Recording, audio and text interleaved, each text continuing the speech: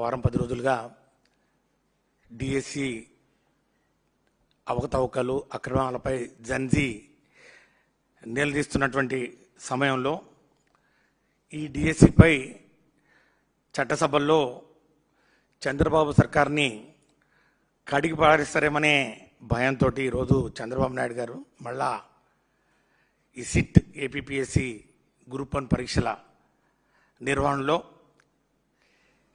అవాస్తవాలను అభూత కల్పనలను తీసుకొచ్చి దానికి సిట్ అనే పేరుతోటి ఆ రిపోర్ట్ ఒకటి బయటకు తీసి మంత్రులతోటి ఆ రిపోర్ట్ చర్చించి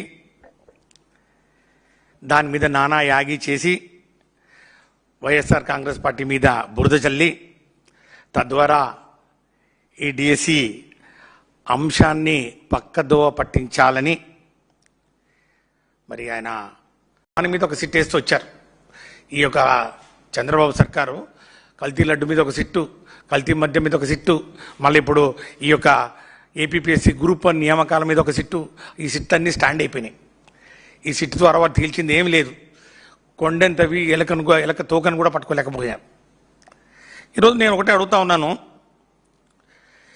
కేవలం రాజకీయ ప్రయోజనాల కోసం అత్యంత పకడ్బందీగా ఎలాంటి తప్పులకు ఆస్కారం లేకుండా ఎంపికైనటువంటి 163 మంది ఉన్నత ఉద్యోగుల జీవితాలను అతలాకుతలం చేయడం చంద్రబాబు నాయుడు గారు లక్ష్యంగా పెట్టుకున్నారని చెప్పి కనిపిస్తూ ఉంది ఈ యొక్క రాతను చూస్తూ ఉంటే. ఎందుకంటే ఆయన డిఎస్సి నిర్వహణలో అక్రమాలు జరిగాయి, అవి మేము వైసీపీ అవాస్తవాలు చెప్పిందని దానికి ప్యారలల్గా ఈ యొక్క గ్రూప్ 1 ఎగ్జామినేషన్స్ తీసుకొస్తా ఉన్నారు.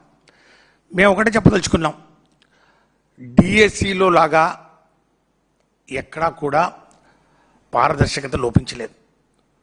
గ్రూప్ 1 ఎగ్జామినేషన్స్ కండక్టింగ్లో డిఎస్సిలో లాగా ఎక్కడా కూడా గోప్యతలో రాజీ పడలేదు.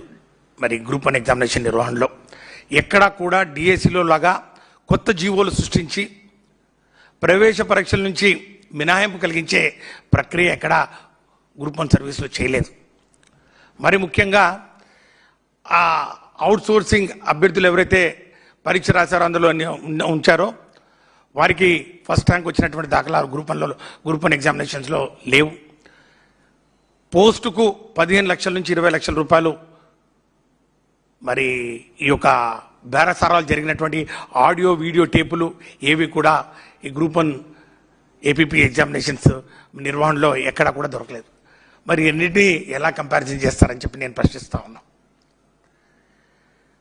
కేవలం చంద్రబాబు నాయుడు గారు ఈ అసెంబ్లీ సమావేశాల్లో తన కుమారుడు లోకేష్ను కాపాడడానికి ఈ యొక్క అంశాన్ని మళ్ళీ తిరిగి తెరపైకి తీసుకొచ్చారు అనేదానికి బలమైన ఆధారాలు కనపడతా ఉన్నాయి. కోవిడ్ సమయంలో అప్పుడున్నటువంటి పరిస్థితుల దృష్ట్యా కమిషన్ తీసుకున్న నిర్ణయం మేరకు డిజిటల్ ఎవాల్యుయేషన్ చేయడం జరిగిందని చెప్తే డిజిటల్ ఎవాల్యుయేషన్ మీరు నోటిఫికేషన్లో చెప్పలేదు కాబట్టి ఇప్పుడు డిజిటల్ ఎవాల్యుయేషన్కు పోవడానికి లేదని, కాబట్టి manual evaluation as per procedure చేయండి అని కోర్టు ఆదేశాలు ఇచ్చింది. దానికి దీనికి తేడా ఏంటంటే డిజిటల్ ఎవాల్యుయేషన్ అనేది ఆన్సర్ షీట్ ఎక్కడికి పోదు.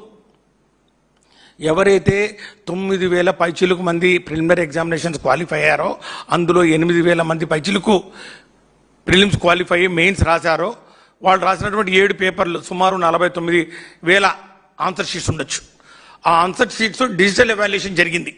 అంటే ఆ ఆన్సర్ షీట్స్ స్కాన్ చేసి ఎవాల్యుయేటర్స్ ఎక్కడైతే ఉన్నారో వారికి పంపించి టెక్నాలజీని వాడుకుంటూ ఆ యొక్క ఎవాల్యుయేషన్ జరిగింది. అది మీరు ఆ విధంగా ఎవాల్యుయేట్ చేస్తామని చెప్పి మీరు నోటిఫికేషన్లు చెప్పలేదు కాబట్టి అది చెల్లదు. మీరు ఉన్నటువంటి సెక్రటరీ గారు ఎవరైతే ఉన్నారో సెక్రటరీ గారు చాలా స్పష్టంగా ఈ విధంగా కోర్టు ఆదేశాలు ఉన్నాయి, కోర్టు ఆదేశాల ప్రకారం ఈ విధంగా జరగాలి, ఈ యొక్క మాన్యువల్ ఎవాల్యుయేషన్ జరగాలి అని చెప్పి వాళ్ళు అవుట్ సైడ్ ఏజెన్సీకి ఇవ్వాలనే ఒక అంశం మీద డిఫర్ అయ్యారు. కమిటీ మెంబర్స్ కానివ్వండి, అట్లాగే ఈ సెక్రటరీ గారు కానివ్వండి, సర్వీస్ కమిషన్ డిఫర్ అయిన నేపథ్యంలో వాళ్ళు తర్వాత దీన్ని ఎవాల్యుయేషన్ జరగలేదు. అవుట్ సైడ్ ఏజెన్సీ ద్వారా వీళ్ళు ఏదైతే చెప్తా ఉన్నారో శాస్త్రీయంగా ఈ యొక్క మెయిన్ ఆన్సర్ షీట్స్ ఎవరైతే ఉన్నాయో ఆన్సర్ షీట్స్ భద్రంగా ఉన్నాయి. ఈ రోజు కూడా కోర్టు వారి పరిధిలో ఉన్నాయి. ఎవరైనా కూడా వెళ్ళి చూసుకోవచ్చు. ఎవరెవరివి మెయిన్స్ క్వాలిఫై అయిన వాళ్ళవి, కోర్టుకు పోయిన వాళ్ళవి, ఇంటర్వ్యూకి వచ్చిన వాళ్ళవి అందరి ఆన్సర్ షీట్స్ కోర్టు పరిధిలో వాళ్ళు ఎవరైతే ఎంపికైన వాళ్ళలో 163 మందిలో ఇంటర్వ్యూలు హాజరైన వాళ్ళు ఎవరైతే ఉన్నారో 325 మందిలో ఐఐటి నుంచి 19 మంది, ఐఐఎంల నుంచి 7 మంది, ఎన్ఐటీల నుంచి 17 మంది, బిట్స్ పిలాని నుంచి 2, ట్రిపుల్ ఐటీ నుంచి 13 మంది, ఇంజనీరింగ్ మరియు మెడిసిన్ లాంటి కోర్సులు పూర్తి చేసిన వారు 177 మంది. వీళ్ళందరూ కూడా ఎవరైతే సెలెక్ట్ అయ్యారో చాలామంది సివిల్ సర్వీసెస్లో కూడా ఇంత వాళ్ళ ప్రతిభ మీద అనుమానం లేదు, విద్యార్హతల మీద అనుమానం లేదు, పరీక్ష నిర్వహించినటువంటి విధానం మీద అనుమానం లేదు. మరి కోర్టు పరిధిలో ఆన్సర్ షీట్స్ ఉన్నాయి. మరి ఏ విధంగా ఈరోజు ఈ పేపర్లో పేపర్లు ఈరోజు అడ్డంగా దొరికిపోయినటువంటి వైసీపీ వైకాపా హయాంలో అడ్డగోలుగా మాన్యువల్ మూలాంకనం సర్వీస్ కమిషన్ మెంబర్స్ సంతకంతో సిట్ వాళ్ళు ఇన్వెస్టిగేషన్ ప్రారంభించినప్పుడు మొదటి సిట్లో ఏమి కనపడలేదు, ఏమి లేదు, అంత బాగా సమయంగా జరిగింది. ఈ మాన్యువల్ ఎగ్జామ్ ఎవాల్యుయేషన్ కూడా మూల్యాంకనం కరెక్ట్గా జరిగిందని చెప్పిన తర్వాత కూడా అడిషనల్ అఫిడవిట్ ఏపీఎస్సీ వాళ్ళు వేస్తూ సర్వీస్ కమిషన్ మెంబర్స్ 5 మంది, GV Sudhakar Reddy member 1, Shaik Salam Babu member 2, AV Ramana Reddy member 3, P Sudheer member 4, N సోనీవుడ్ మెంబర్ 5, 5 మంది సర్వీస్ కమిషన్ మెంబర్ సభ్యులు అఫిడవిట్ వేసి వాళ్ళు చాలా స్పష్టంగా మాన్యువల్ ఎవాల్యుయేషన్ జరగలేదు అని ఆన్ రికార్డ్ వన్ మీటింగ్లో పెట్టారు. అది 5 మెంబర్స్ సర్వీస్ కమిషన్ మెంబర్స్ సంతకాలు పెట్టి అడిషనల్ అఫిడవిట్గా కోర్టులో మరి చెప్తారు. మరి దీనికి వీళ్ళు ఏం సమాధానం చెప్తారు? అరాచకం 1, అరాచకం 2, అరాచకం 3, అరాచకం 4 అని చెప్పి రాసి ఇవన్నీ వైసీపీ అత్యంతం అక్రమాలని చెప్పి ఎవాల్యుయేటర్స్ ఎవరైతే ఉన్నారో అంటే మూల్యాంకనం దిద్దే ఆ నిష్ణాతులు ఎవరైతే ఉన్నారో వాళ్ళ లిస్టు మేము అప్రూవ్ చేశామన్నారు. అంటే వాళ్ళు అప్రూవ్ చేసింది ఈ డ్రైవర్లు, ఈ తోటమాలులు, ఈ వైసీపీ నాయకులు పనిచేసే ఇళ్లలో పనిచేసే వ్యక్తులా అని చెప్పి నేను ప్రశ్నిస్తా ఉన్నాను. ముఖ్యమంత్రి గారు దీనికి సమాధానం చెప్పాలి. ఈరోజు డిఎస్సిలో అవుట్ సోర్సింగ్ సిబ్బందితో పని చేయించుకున్నారు. అవుట్ సోర్సింగ్ సిబ్బందితోటి వాళ్ళు చేశారు కాబట్టి పేపర్ లీక్ అయింది కాబట్టి అవుట్ సోర్సింగ్లో పనిచేసే నవీన్ అనే వ్యక్తికి అఫీషియల్స్ ఉంటారు, ఎవాల్యుయేటర్స్ ఎవాల్యుయేట్ చేస్తారు, స్క్రూటినైజర్స్ స్క్రూటినీ చేస్తారు, చీఫ్ ఎగ్జామినర్ ఏదైనా తారుమారు ఉంటే మళ్ళీ చేస్తారు.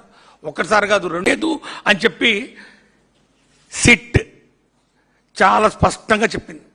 శాస్త్రీయ ఆధారాలు ఏవీ లేవో, అక్రమాలు జరిగాయని చెప్పడానికి అని చెప్పి సిట్ చెప్పింది. దాన్ని కూడా మసిపూసి మారేడుకాయ చేసే కార్యక్రమం చేయడం అనేది కేవలం ఈ ఏపీఎస్సీ గ్రూప్ 1 సిట్ రిపోర్ట్ను రాజకీయ కోసం వాడుకోవడం తప్ప ఈ అసెంబ్లీ సమావేశాల్లో డిఎస్సి అంశాన్ని పక్కదో పట్టించి ఈ అంశాన్ని తీసుకొచ్చి ఏదో విధంగా లోకేష్ బాబును కాపాడుకునే ప్రయత్నం తప్ప వేరేవేమున్నా చెప్పమని చెప్పి నేను సవాలు విసురుతాను.